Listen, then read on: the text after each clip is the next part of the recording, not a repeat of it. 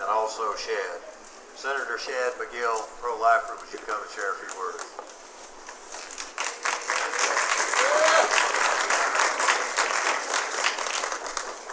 Thank you, and it is a blessing to be here with you today. Can you hear me okay?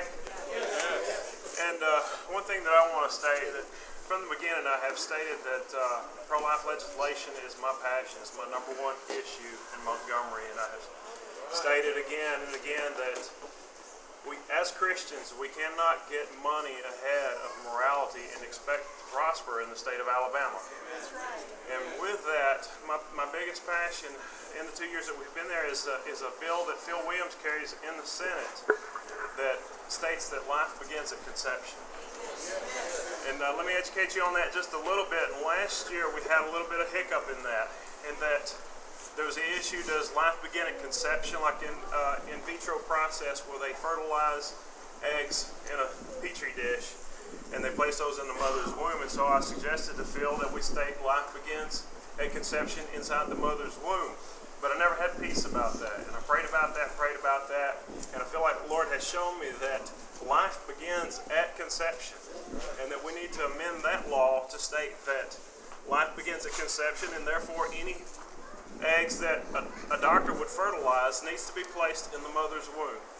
Otherwise, he doesn't fertilize any extra. So if you guys would, I encourage you to every one of you to call your legislators and support that piece of legislation.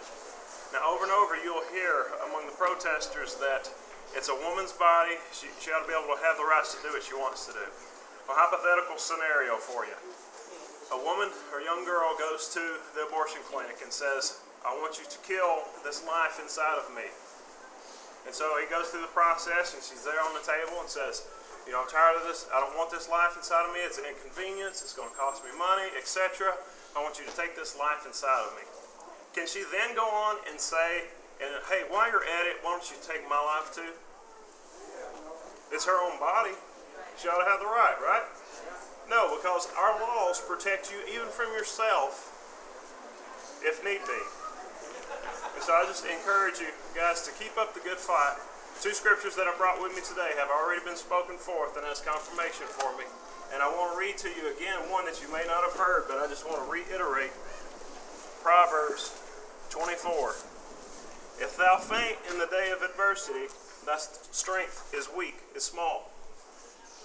If thou forbear to deliver them that are drawn unto death, and those that are ready to be slain. If thou sayest, behold, we knew it not, doth not he that pondereth the heart consider it, and he that keepeth thy soul doth not he know, and shall not he render to every man according to his works. Thank you guys for being here. Fight the good fight. Keep the faith. God bless.